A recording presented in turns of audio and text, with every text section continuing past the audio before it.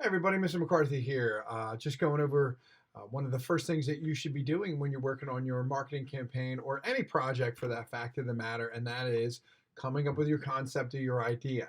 And there's some very simple stages in order to do that. And there's a very, um, step-by-step creative process to come up with original ideas for your campaign and for your clients. So we can go over those in some easy steps.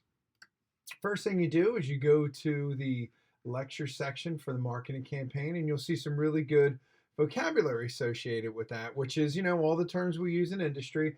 Brainstorming is a quick discussion in a group or in your own head if you're working on this by yourself to produce ideas or solve some problems. Then you move on to do thumbnail and rough sketches, and then to come up with your slogan. So I'll show you a little bit about rough and thumbnail sketches. Then you figure out your target audience, and then you start to do your design. So it's really as simple as that. And then we even get a little bit deeper into the stages of the creative process. So some things you want to talk about, and one of the biggest things you can do, and a lot of people kind of fall short on this, is preparation. Do your research. If you're going to do work for a client, say for, in this case, is the Safe to Say Something initiative. So the first thing you want to do is go to the website. Check them out. See what they're all about. What's the history? Who's involved? What is their target audience? And you go from there. And luckily, we live in the age of endless information at your fingertips. So please take that time to do your research.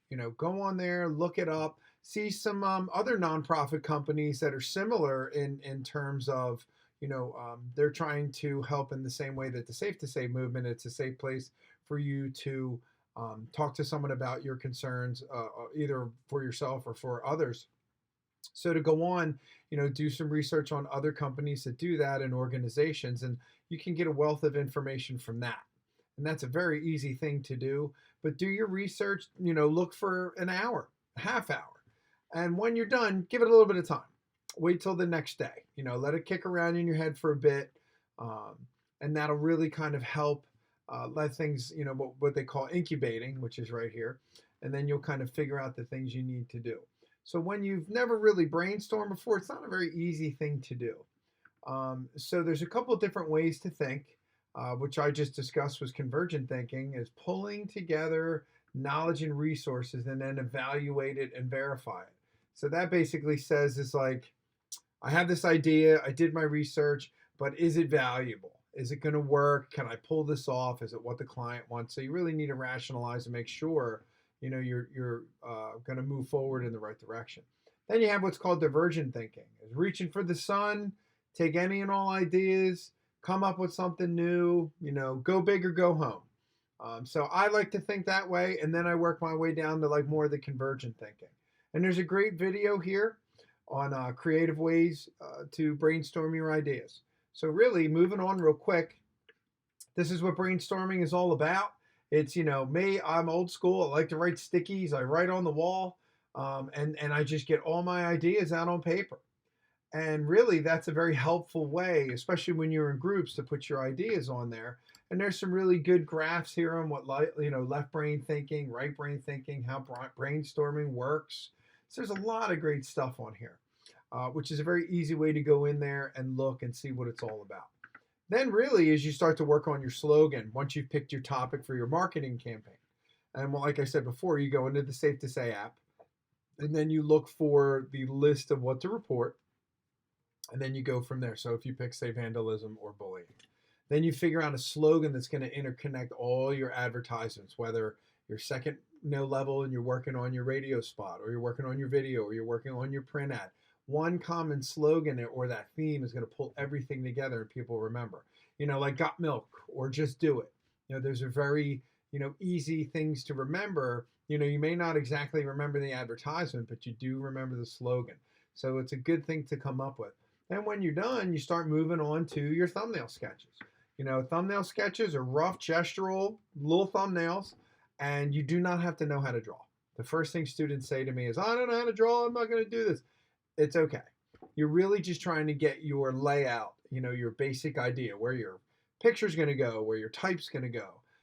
And as you can see here, based on, some of the examples, they're just rough, Gestural drawings, here's a really good example here. Placement for people, where they're going to be and how your advertisement is going to get laid out. And then you move on to what's called the rough sketch.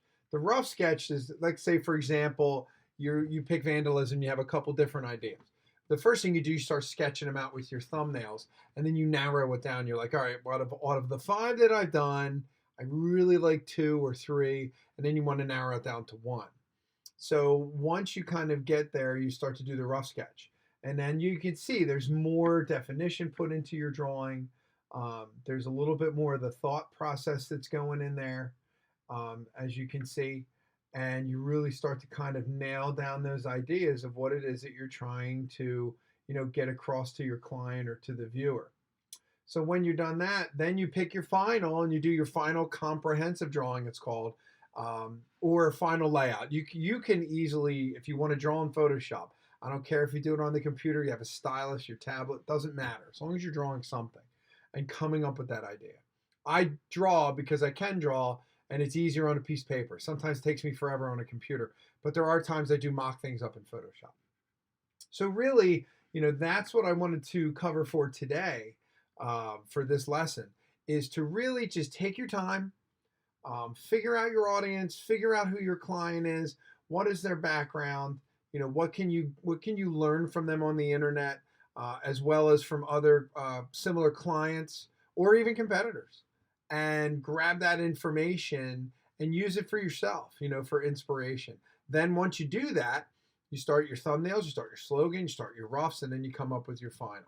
So once again, go into the lectures, check out the vocabulary, check out the video, and then we'll move on from there.